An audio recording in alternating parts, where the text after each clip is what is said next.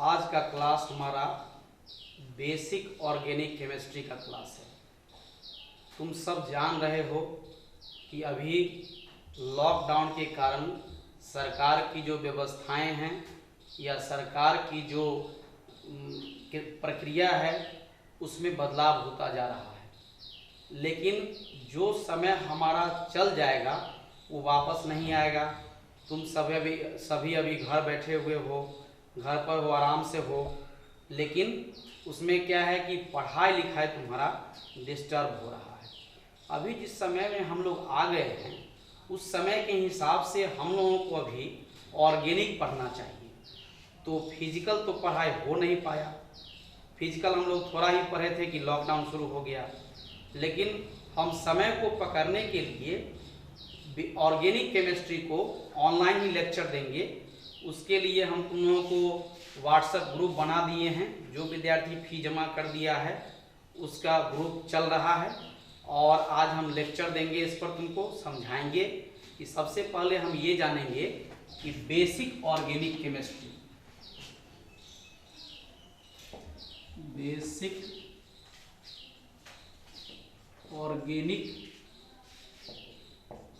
Chemistry, ये topic 11th और 12th दोनों में चल सकता है। मतलब ये टॉपिक हमारा एक जनरल टॉपिक है। जैसे कोई चीज़ तुम देखते हो तो उसमें पहले इंट्रोडक्शन होता है, इंट्रोडक्शन में समझाया जाता है कि किसका मतलब क्या होता है। तो वही चीज़ हम तुमको पढ़ाएंगे अभी बेसिक ऑर्गेनिक केमिस्ट्री, जिसमें ये बताएंगे कि ऑर्गेनिक को समझने के लिए हमको किन किन बातों पर विशेष रूप से ध्यान देना पड़ेगा। तो सबसे पहले हम ये जानना चाहेंगे फादर ऑफ ऑर्गेनिक केमिस्ट्री। ये है वूलर। पिछले क्लास में भी तुमको हम बता दिए थे कि ऑर्गेनिक में बहुत सारा टर्म इंग्लिश में ही आता है, इसलिए अधैर्य मत होना कि सब इंग्लिश में लिख रहे हैं, पूरा हिंदी नहीं हो रहा है तो हिंदी मीडियम क्लास कैसे हुआ, इस सब पर ध्यान नहीं देना है। ये हम तुमको बारी बारी समझाएंगे, फिर जब ऑफलाइन क्लास होगा तो देखा जाएगा इसके बारे में। तो सबसे पहले ये जानना जरूरी है कि फादर ऑफ ऑर्गेनिक केमिस्ट्री कौन है। तो वो है हमारा वूलर। इनके बारे में कहानी है जो हम बाद में बताएंगे। अभी ऑनलाइन क्लास है इसलिए इसमें ज़्यादा से ज़्यादा क्लास हो तो ज़्यादा बेहतर होगा। अब सबसे पहले हम आते हैं डिफिनीशन, इसका परिभाषा क्या है। डिफिनीशन है the branch of chemistry in which we study about organic compounds. मतलब केमिस्ट्री की वह शाखा जिसमें हम ऑर्गेनिक कंपाउंड के बारे में, कार्बनिक यौगिक के बारे में स्टडी करते हैं, उसे हम कहते हैं ऑर्गेनिक कंपाउंड, और सॉरी ऑर्गेनिक केमिस्ट्री। तो ऑर्गेनिक केमिस्ट्री को पढ़ने के लिए हमको पढ़ना पड़ेगा ऑर्गेनिक कंपाउंड। इसमें डिफिनेशन होगा the branch of chemistry in which we study about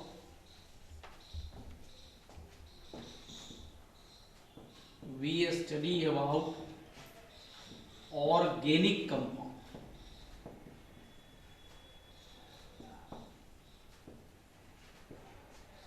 is called organic chemistry। ये इसका सबसे क्लासिकल डिफिनेशन है। इसको हम कहें तो ये सबसे क्लासिकल डिफिनेशन है, ये सबसे पुराना डिफिनेशन है इसका। The branch of chemistry in which we study about organic compounds is called organic chemistry. तो सबसे पहले तुम इसमें ये समझ लो कि इसमें हमको पढ़ना पड़ेगा ऑर्गेनिक कंपाउंड के बारे में, क्योंकि इसी जगह पर आके हमारा ध्यान रुक रहा है कि तुम्हारे दिमाग में प्रश्न उठ रहा होगा कि ऑर्गेनिक कंपाउंड क्या होता है। कंपाउंड तो बहुत जानते हो, ऑर्गेनिक में भी है, इनऑर्गेनिक में भी कंपाउंड है। बहुत सारे कंपाउंड है जिसके बारे में तुम जानते भी हो या नहीं जानते हो, लेकिन ब्रांच का मतलब शाखा होता है। जैसे पेड़ है तो उसका एक शाखा निकल गया। केमिस्ट्री का ही ये ब्रांच है, पिछले क्लास में भी इसका हम जिक्र कर चुके हैं, जिसमें हम स्टडी करते हैं। स्टडी करना है मतलब अध्ययन करना है, जानना है किसके बारे में, ऑर्गेनिक कंपाउंड के बारे में। तो ये जो हमारा ऑर्गेनिक केमिस्ट्री है 12 क्लास का है, इसमें हम जानेंगे पहले जो ऑर्गेनिक कंपाउंड किसको कहते हैं। तो चलिए अब ऑर्गेनिक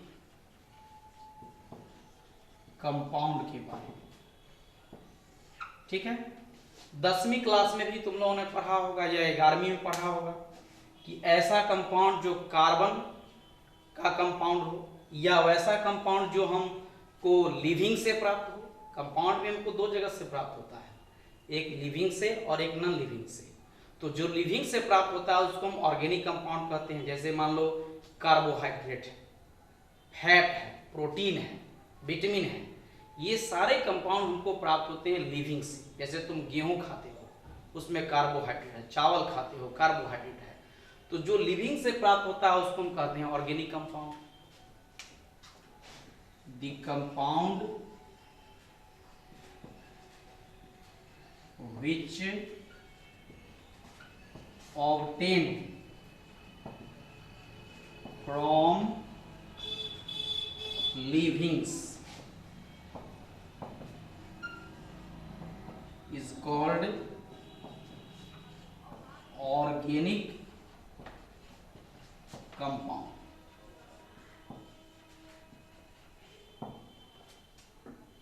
ठीक है, the compound which obtained from livings, livings से जो भी कंपाउंड प्राप्त होगा उसी को हम ऑर्गेनिक कंपाउंड के नाम से जानते हैं।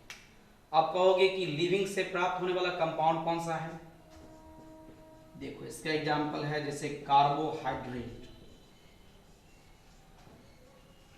जैसे एग्जांपल है फैट, जैसे है प्रोटीन, जैसे है ग्लूकोज, ईटीसी बहुत सारा कंपाउंड है। ग्लूकोज है, फ्रुक्टोज है, लैक्टोज है, माल्टोज है। हर तरह का जो कंपाउंड लिविंग से प्राप्त होता है उसको हम लोग ऑर्गेनिक कंपाउंड के नाम से जानते हैं। अब यहाँ पर क्या हुआ कि इसका एटॉमिक एनालिसिस किया गया। मतलब ये सब तो कंपाउंड हुआ ना, कंपाउंड मतलब होता है कि जो एक से अधिक एटम से मिलकर के बनता है उसको कंपाउंड कहते हैं। तो ये सब तो बहुत तरह का इसमें एलिमेंट होगा। तो कंपाउंड को एटॉमिक एनालिसिस किया गया कि एटॉमिक स्तर पर देखा गया कि उसमें कौन कौन एलिमेंट है।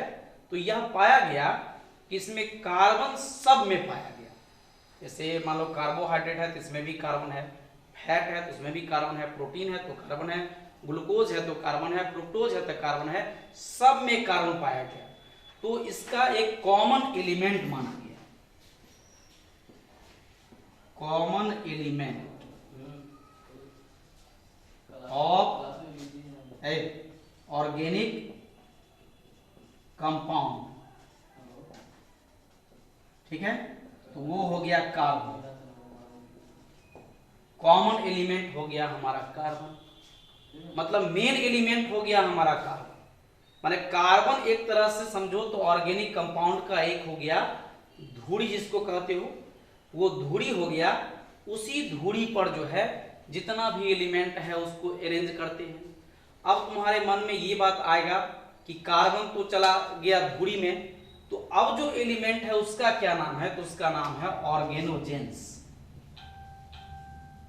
ऑर्गेनोजेंस कहते हैं उसको। ठीक है, the element which combines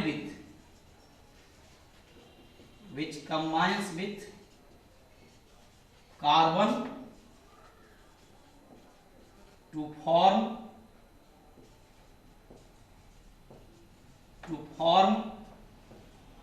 organic compound,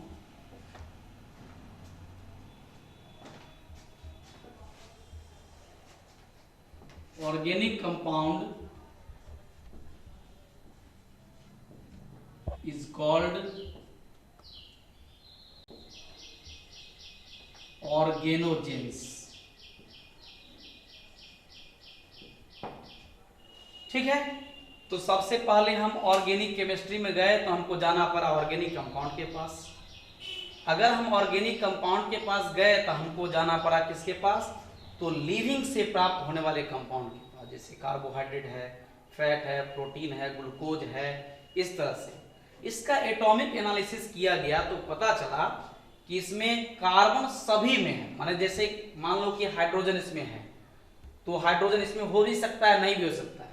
nitrogen मान लो इसमें है तो हो सकता है कि ग्लूकोज में नाइट्रोजन नहीं हो सकता है कि कार्बोहाइड्रेट में नाइट्रोजन नहीं हो, लेकिन कार्बन सारे कंपाउंड में पाया गया, इसलिए कार्बन को हम लोग मेन एलिमेंट के रूप में जानते हैं। तो ये जो हमारा केमिस्ट्री है, केमिस्ट्री का जो ब्रांच है वो मेन कार्बन के कार्बन के कंपाउंड पर आधारित है। तो कार्बन का कंपाउंड अकेले तो नहीं बनेगा, इसके लिए और भी एलिमेंट चाहिए, तो फिर उसका क्या नाम होगा, तो उसके लिए नाम रखा गया ऑर्गेनोजेंस। इसका नाम क्या रखा गया, ऑर्गेनोजेंस। अब कहोगे एज पर एग्जाम्पल क्या क्या होगा, देखो इसमें एग्जाम्पल हो गया तुम्हारा, है ना, जैसे हो गया hydrogen, oxygen, nitrogen, sulphur, chlorine, bromine, iodine, sodium, potassium, calcium, etc. ये सारे एलिमेंट मिल करके, मतलब जो भी हेल्पिंग एलिमेंट होगा हमारा, जो एलिमेंट हेल्प करेगा ऑर्गेनिक कंपाउंड बनाने के लिए कार्बन को, उस सब को हम कहे ऑर्गेनोजेंस। तो लोगों का ध्यान क्या गया कि जो डिफिनेशन हमारा ये क्लासिकल है, उस क्लासिकल डिफिनेशन को चेंज किया गया, तब इसके बाद बना मॉडिफाइड डिफिनेशन। मॉडिफाइड डिफिनेशन मतलब इसमें मॉडिफिकेशन किया गया। वो क्या किया गया, देखो, the branch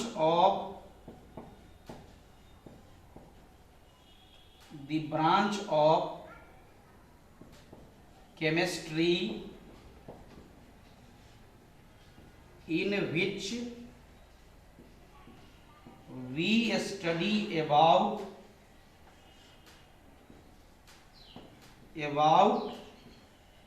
carbon and its compound is called organic chemistry। ठीक है, बहुत सारे किताब में अगर तुम देखते हो तो तुम देखोगे इसको मॉडर्न डिफिनेशन में भी रखा गया है।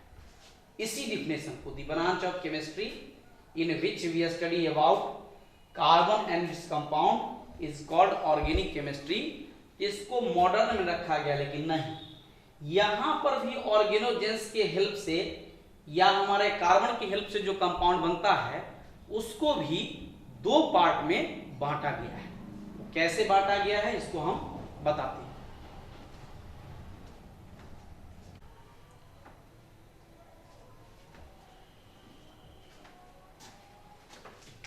अब आ जाओ कि ऑर्गेनोजेंस और कार्बन के द्वारा जो भी कंपाउंड बना उसको मॉडर्न में हम आके बदल दिए। क्या किए, तो ऑर्गेनिक कंपाउंड जो कार्बन से बनता है उसको हम लोगों ने दो पार्ट में डिवाइड किया है। पहला है जिसको हम कहते हैं hydrocarbon,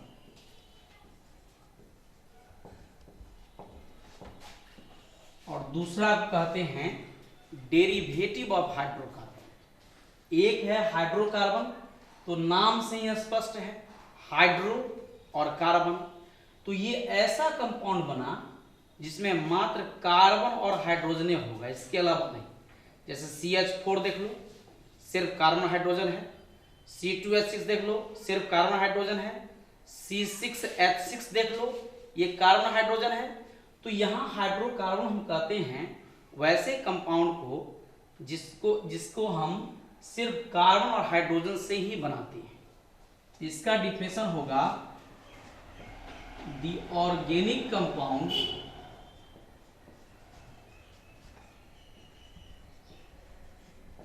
which is made by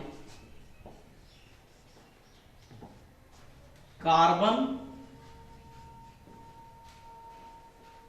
and hydrogen only is called hydrocarbon. Hydrocarbon,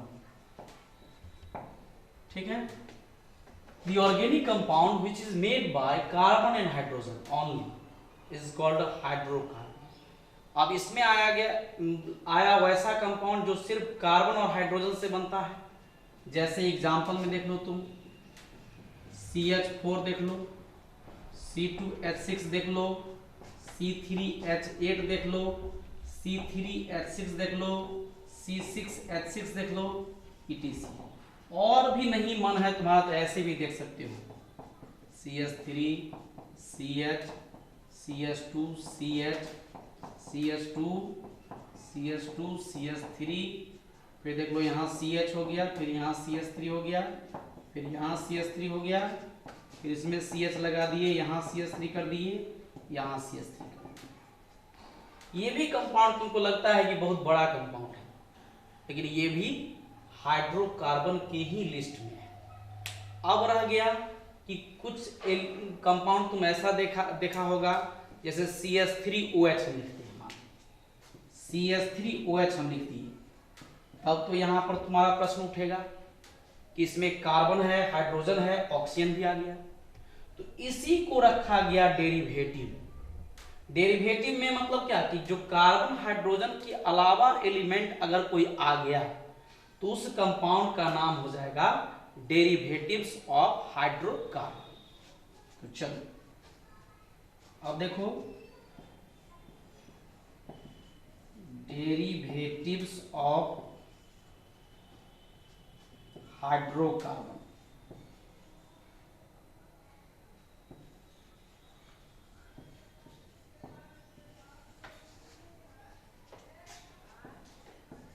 The organic compound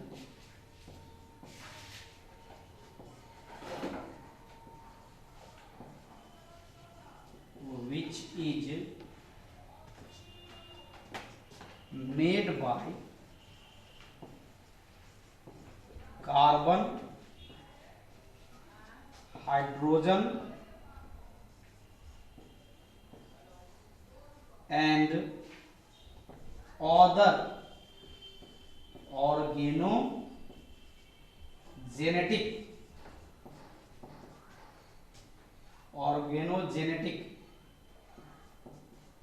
element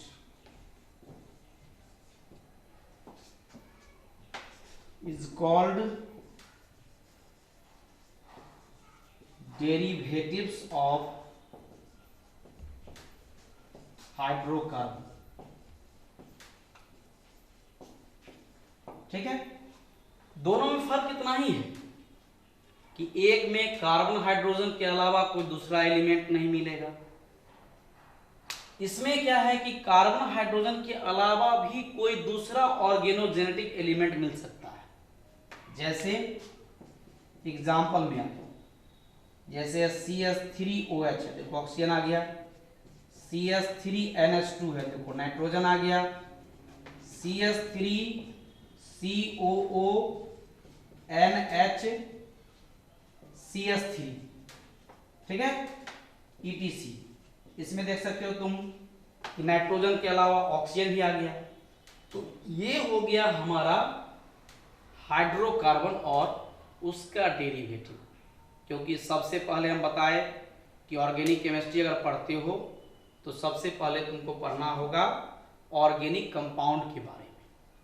organic compound पढ़ोगे तो उसमें तुमको पढ़ना होगा कि ये प्राप्त कहाँ से होता है, तो ये लिविंग से प्राप्त होता है। अब यह लिविंग थिंग जो है वो कौन कौन कंपाउंड दे सकता है, जैसे कार्बोहाइड्रेट है, फैट है, प्रोटीन है, विटामिन है, ग्लूकोज है, फ्रुक्टोज है, लैक्टोज है, सुक्रोज है, विभिन्न तरह के कंपाउंड तुमको जो है सो लिविंग से प्राप्त होते हैं। और ये भी जान लो कि सबसे ज़्यादा कंपाउंड हम लोगों को लिविंग से ही मिलता है, नॉन लिविंग से कंपाउंड कम मिलता है। इसका फिर एटॉमिक एनालिसिस किया गया, उसमें यह बताया गया कि आखिर ये बना हुआ किससे है, तो यह बनता है कार्बन और इसके अलावा जो एलिमेंट है उससे बनता है। तो इसमें भी दो क्लासिफिकेशन किया गया कि अगर मान लो कोई कंपाउंड है जिसमें सिर्फ हाइड्रोजन है तो उसका नाम हाइड्रोकार्बन दिया गया, और अगर मान लो उसमें अदर कोई एलिमेंट आ रहा है तो उसको ऑर्गेनोजेंस कहा गया। अब इतना जब जानकारी लोगों को हो गया, इसके बाद बनाया गया मॉडर्न डिफिनीशन जो अभी चल रहा है। कट कर दिया। चलो अब आते हैं हम इसके मॉडर्न डिफिनीशन पर। मॉडर्न डिफिनीशन क्या है कि इसी हाइड्रोकार्बन और उसके डेरिवेटिव से बनाया गया है। तुमको बताया ही जिसमें क्लासिफिकेशन हुआ ऑर्गेनोजेंस को लेकर के कि सिर्फ कार्बन हाइड्रोजन से बना उसको हाइड्रोकार्बन कह दिए, और जो उसमें अदर एलिमेंट आ गया तो उसको हम उसका डेरिवेटिव कह दिए, दोनों को मिला देंगे तो एक साथ ऑर्गेनिक केमिस्ट्री हो गया। अब देखो यहीं पर हमारा इंट्रोडक्शन क्लास जो है बेसिक ऑर्गेनिक केमिस्ट्री का वो खत्म नहीं हुआ है, लेकिन डिफिनेशन जो है या फादर ऑफ ऑर्गेनिक केमिस्ट्री क्या है, ये डिफिनेशन यहाँ पर समाप्त होता है ना। ये नहीं जानना कि पूरे केमिस्ट्री का फादर हमारा उलर है, पूरे केमिस्ट्री का फादर जो है उसके बारे में चर्चा हम अगले वीडियो में करेंगे। लेकिन अभी जान लो कि लॉकडाउन का समय है, अभी तुमको जो आदेश मिला है और नया नया आदेश आते रहता है, उसमें कुछ भी घोषणा करना ठीक बात नहीं है। तुम सभी समझदार हो, समझते हो। तो जो बच्चे इस वीडियो को नहीं देख पाते हो तो उसमें क्या होगा कि तुमको टाइप करना पड़ेगा यूट्यूब में जाकर के LN राय केमिस्ट्री, ठीक है। यहाँ पर 11 टाइप करो या 12 टाइप करो, जो टाइप करोगे तो वो तुमको वीडियो निकल जाएगा। उस वीडियो को सब्सक्राइब करना पड़ेगा, और सब्सक्राइब करने के बाद उसके बगल में जो बेल रिंग होता है उसको दबा दोगे तो इससे फायदा होगा कि जो भी वीडियो हम अपलोड करेंगे वो तुम्हारे पास तुरंत पहुंच जाएगा, उसको तुम सुनोगे। उसमें हम तुमको बताए थे पिछले क्लास में कि हम 12 के विद्यार्थी के लिए व्हाट्सएप ग्रुप बना दिए हैं। जो बच्चे फी जमा किए हुए हैं या जिनका फॉर्म रजिस्टर्ड है और जिन्होंने नंबर हमको दिया है और वही नंबर उनका अगर चालू है तो उनको क्वेश्चन मिलता होगा, उस क्वेश्चन को सॉल्व करोगे, उसी क्वेश्चन पर हम आके ऑनलाइन टेस्ट भी लेंगे। ऐसा नहीं कि सोचोगे खाली पढ़ाते जाएंगे या तुम पढ़ते जाओगे, सो नहीं है। हम वहाँ तुम्हारा टेस्ट लेंगे और टेस्ट के बाद जो है तो उसको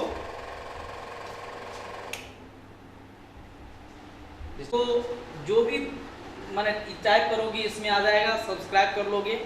और जो बच्चे हमारे पास एडमिशन करा लिए हैं या जिनका हमारे पास मोबाइल नंबर है, जिन्होंने फॉर्म खरीद लिया है, उनका हमने व्हाट्सएप ग्रुप बना दिया है। उस व्हाट्सएप ग्रुप में है ना हम क्वेश्चन भेजते हैं, क्वेश्चन भेज करके उसको सॉल्व करते हो। सॉल्व करने के बाद तुम जो है हमारा ये नंबर जो है 9801826311 इस पर उसका आंसर भेजो।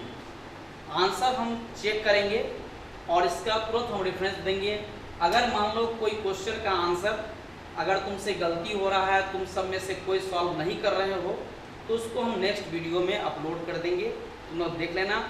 मतलब देखो अभी जो हमारा विकट परिस्थिति है उस परिस्थिति में सोच विचार करके बुद्धि से, दिमाग से काम करना है, क्योंकि हमको लाठी भी नहीं तोड़ना है और सांप भी मारना है, दोनों काम करना है।